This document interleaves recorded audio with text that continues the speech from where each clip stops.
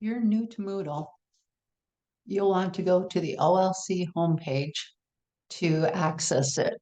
That way it's easier to remember. Just remember olc.edu. Once you're on the homepage, go to the resources tab in the top right. And from here, you can access Genzabar. This is how you can get to your email. You don't have to remember any of the URLs. You can just go in here and use this menu from the OLC homepage. And that includes getting a tech support ticket if you're having trouble, or if you need to access Academos.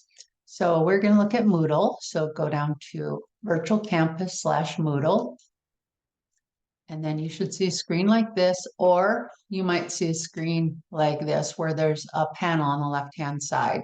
There's a menu that will pop on and off up in the top left-hand corner next to the word home or 3 lines. If you click on it, it'll hide it. Click again, it'll bring it back. And so if you don't see it, just click on those 3 lines and it'll show up, and you can choose to have it on or off depending on how much screen space you have. If you're brand new to Moodle, what you're going to need to do is log in. So up in the right-hand corner, and you'll know if you're logged in once you've logged in the first time, your name will be up in the corner if you're logged in blue. If you're not logged in, you'll see the blue login. So this is where you start most of the time. And if you got your own computer, you can have it save your name. So each time you get on, you can use it. But if you're using a laptop or one from the college center, you'll want to make sure that you don't let it keep your password. Enter the first half of your OLC email up to the @ sign.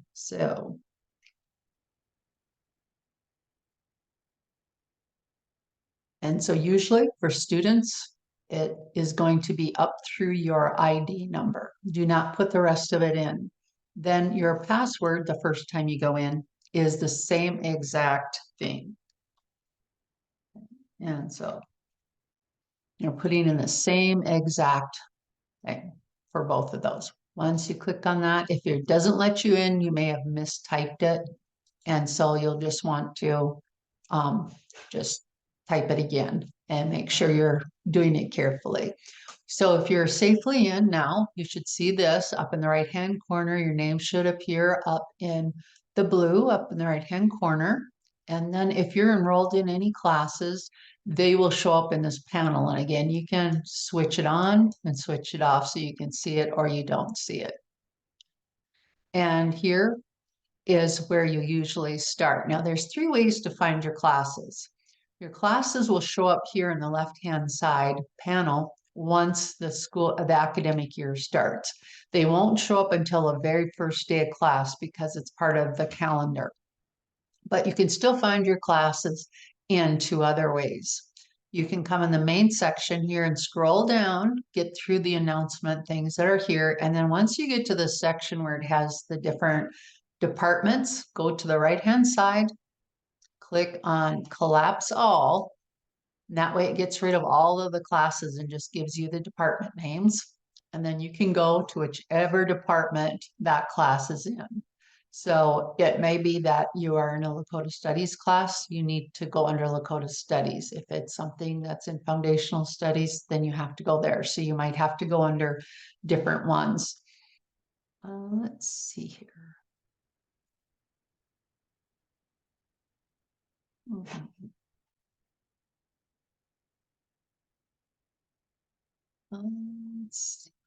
Oh, let me try the dashboard once.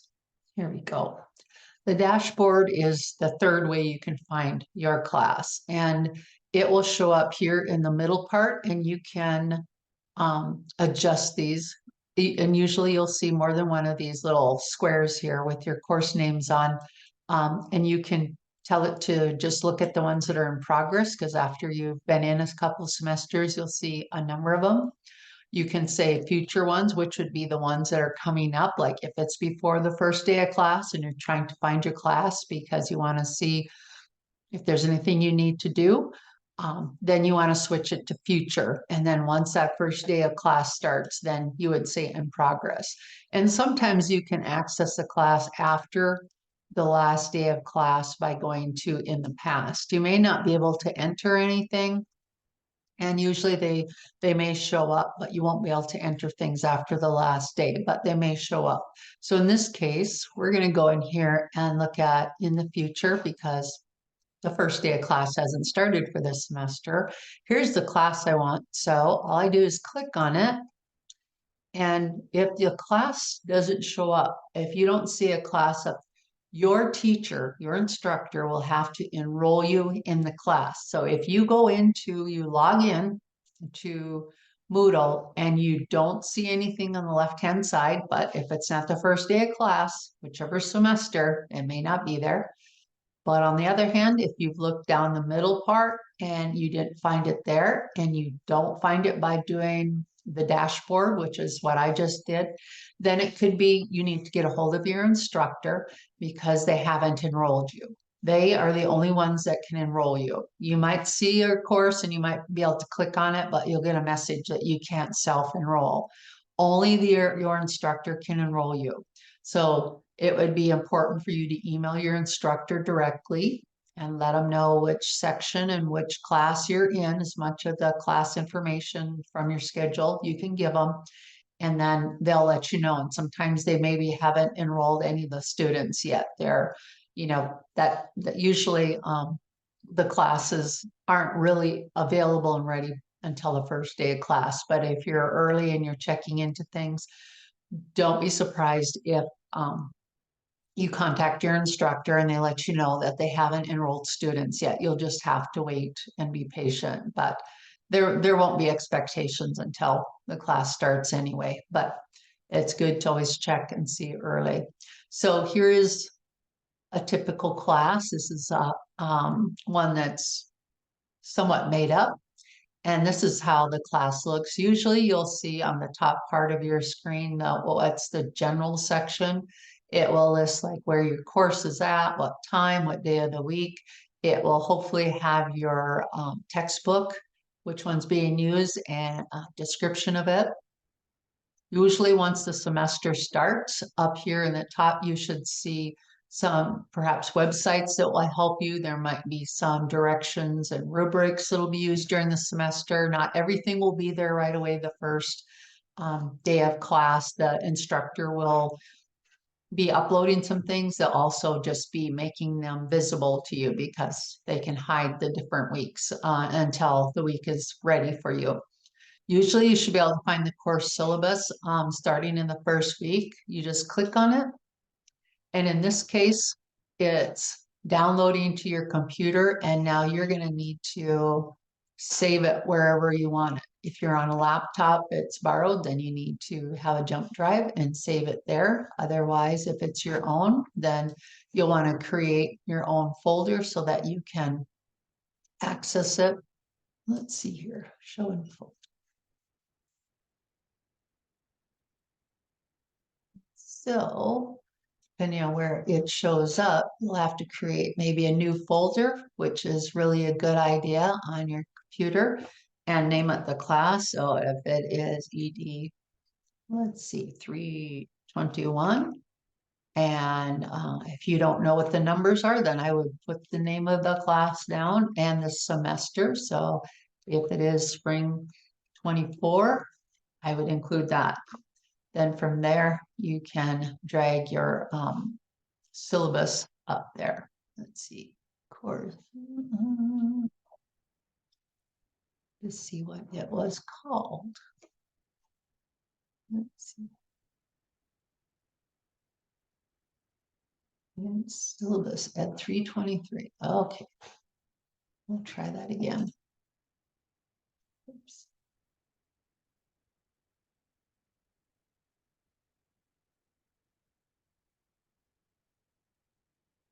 Okay, so you'll find your syllabus and then you can drag it up to that folder that you created on your computer. Scroll up there. It is good to always have a separate folder for each course and that you label them and the semester so that when you start taking more and more courses, it's easier to find them and it isn't so confusing for you, especially after you get going in the semester. So I moved it into that folder now. And let's see here. Oh, file and use it's open. That's why. Let me close it real quick and try again. All right. So now here's my folder for this class and my syllabus is in there. So now I've got it to look at during the semester.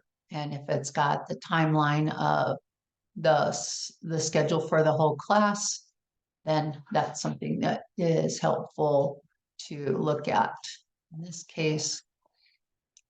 And your instructor will go over this the first day or night of class. And sometimes if it's a virtual campus class, meaning you'll only meet, it's asynchronous, you won't meet in person or through Zoom, then you might have a Zoom session at the beginning of the semester where they go over things and talk about the syllabus. It just depends on the department and your instructor. But the syllabus is going to give you an idea of what you need to work on. So it's always good to access that. And that's always should be found at the top part of your course. Then as each week starts, you will start to see the weeks and they should be labeled with the correct dates during that time. It's not going to say just the specific day that you meet. It's the week, that week of, and usually you have a week to do the work that's in there. So it will start out by having just a page, which is what that little icon means. It's like a web page where it should give you the lesson objectives and overview for that week. And depending on how your teacher organizes things, they might have materials here for you to look at and also watch as a part of the lesson. And you can go back and forth like here. Let me go back.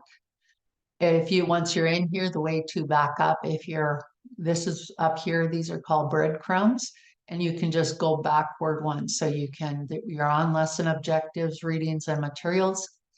You just click on January 21st, January 27th, and that will take you back to the week you're on. Otherwise, on the left-hand side, the advantage to, if you hide it, you don't see it, but if you need it, you can bring it back and all you have to do is click on the side and then it will also get you back. So you can either scroll and it's not too hard the first couple weeks to find the week, but once you get into week 7, 8 and on, then you're doing a lot of scrolling. So it is a lot easier to use the left-hand side to jump to that week that you are on.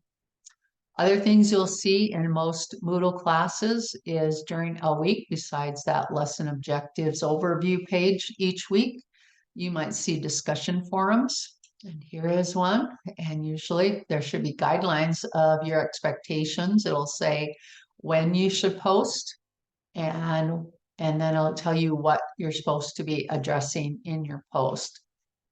In this case, there's 2 posts during the week. This one says the initial post. This is what you are to address. And then midweek post, which is a reply to your other classmates. You'll click on that and then you will click here to add a new discussion at the beginning of the week. And then the subject would be put in week 1, and this one's all about doing introductions. So whatever you want, I would use the title of the week. You can put in their autobiography or chapter 1 or whatever. Then you respond to what they're asking you to put in here.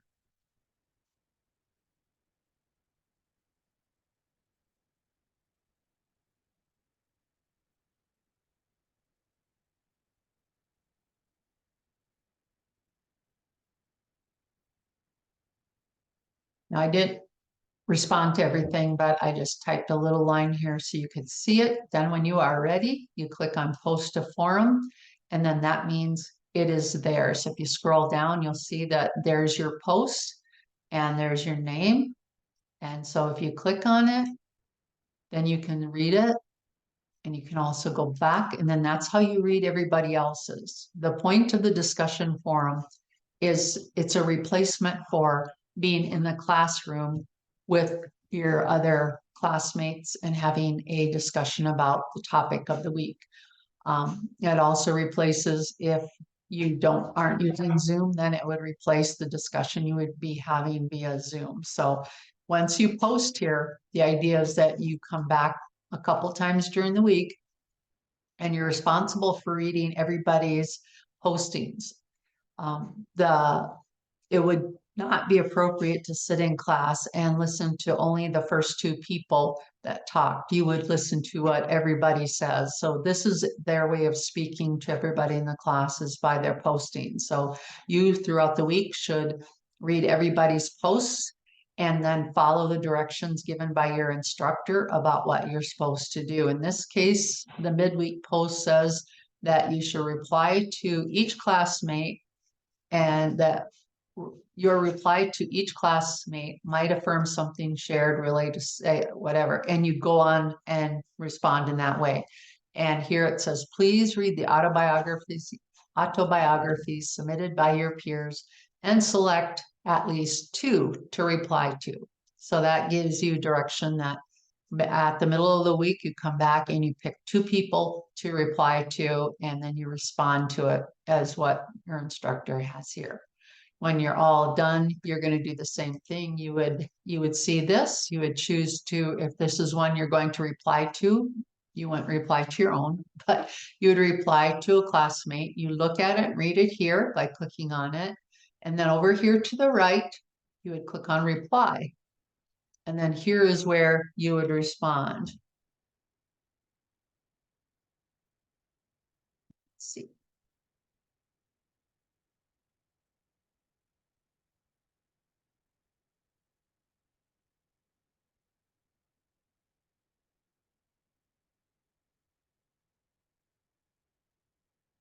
Okay.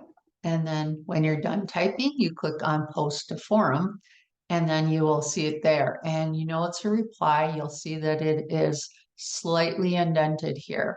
Now somebody else can reply again to that same person, or you can reply to what somebody has replied to. So if this had been a different person who replied to you, it would be appropriate for you to come in here and reply to them and thank them for the posting and anything else that your instructor tells you to do. You'll see up here, it also says in the green, it says your post was successfully added. You have 30 minutes to edit it if you want to make any changes. And so you can just click on the X, get rid of that, but it will always pop up there after you finish posting so that you can edit something. So if you see a typo or it doesn't make sense once you see it's there, you can click on edit and it will bring it back up. You have to scroll down again and there it is. So then you could go through and you could fix things that are in there.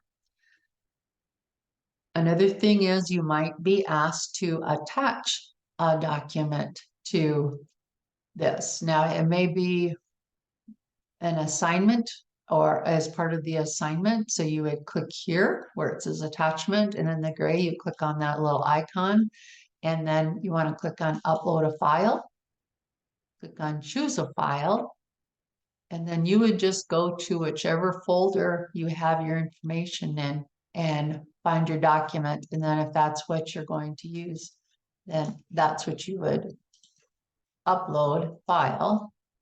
And then you would see it's there and it's ready to go, but you'll have to save it for that to be there. Now, if you upload the wrong thing, you look at it and you can see here, oh, the title of that's the wrong document. You just click on it and you click on delete and it will no longer be there. And it'll ask you, are you sure? And you can say, okay, and then it won't be there. But that is how you upload files that you have saved on your computer. That's right. It's very important that you create folders for your classes. And even within your classes, even have like a week 1 folder, week 2 folder, week 3, so that you can organize any files like assignments that you have to upload, or if there are documents that the teacher has for you to download and read. So having a course folder right away labeled, and then even creating the week folders inside and making sure you put your documents in there will help keep you organized for the semester. Okay, let's go back here. I'll just jump back to the beginning here. And then here you can see assignment. And you'll see there's something you have to turn in. It's a little hand holding a paper. That means you have to turn something in. And here, this one says assignment, submit course agreement here. And so there are directions here about the assignment, which usually there are. In this case, there's a document that you have to download. So again, it's going to however your laptop downloads documents. So here's this one. Let's see, go back up. See if we've got the course folder again. Okay, 321. Okay, and now I can go back up there. And then there's my course agreement, and it says I'm supposed to fill that out. And so here's that document. Tells me all the things that are expected of me because this is a first week activity. And then I have to sign off on it, type in my name and sign off at the bottom here. I save it, and then I have to upload it to the back up into here as part of the assignment. So once that's saved and done, then I have to submit it. Usually there is, in this case, there isn't a button here. You would see a button that says submit assignment. You click on it and then you go to your file and upload it. In this case, because there is no button because the due date has passed. And so when the due date passes, then the button disappears. Sometimes that'll happen in classes if the teacher has it set, and sometimes the button will stay there even though it's 2 weeks past the assignment deadline. That's up to your instructor. But generally, this is what you would see in most of your Moodle classes. They would look similar to this and have similar type items here. You just look at the icons, they'll help you. In this case, like the syllabus has the Word icon. So these are just Word documents for you to look at. Welcome letter from your instructor. And then those are there all semester. So things up in this top part of your course in the general section are the things you might look at off and on throughout the semester. So your instructor will put them up here.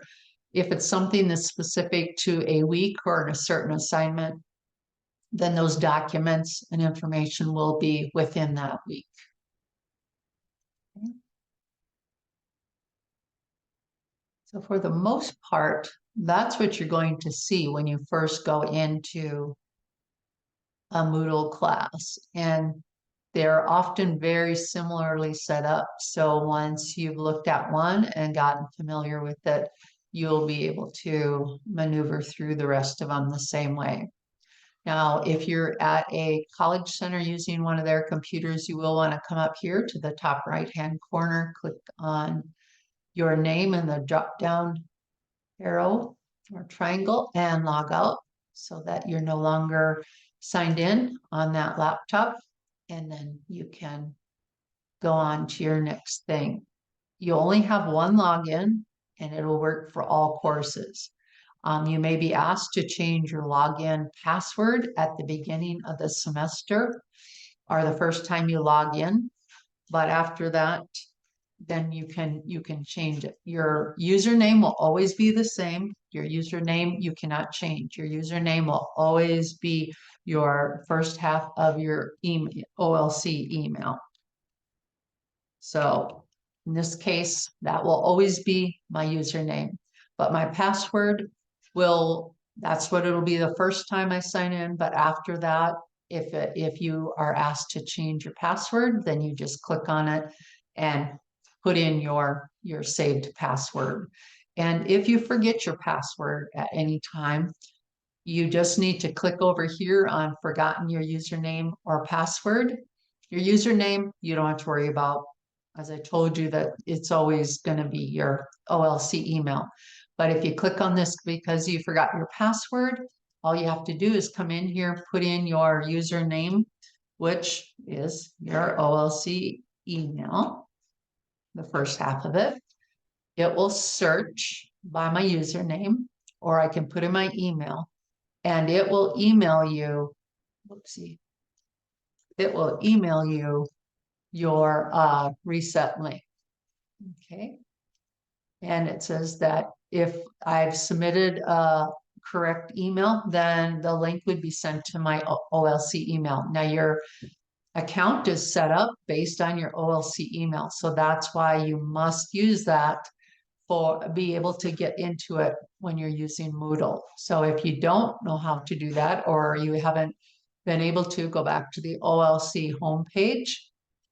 And if you've been in and you've forgotten how to get into your OLC email and you've forgotten, then put in a tech support ticket, and somebody from the tech support team will call you probably within a few minutes if it's during the day, and they will help you just get your email reset so that you can get into it. But you do need to make sure you're using your OLC email for your Moodle classes, because that's the communication, that's how your instructors will communicate with you, and it's how you access your course in case you forget your password. So this should get you started in the first week of using Moodle for the first time.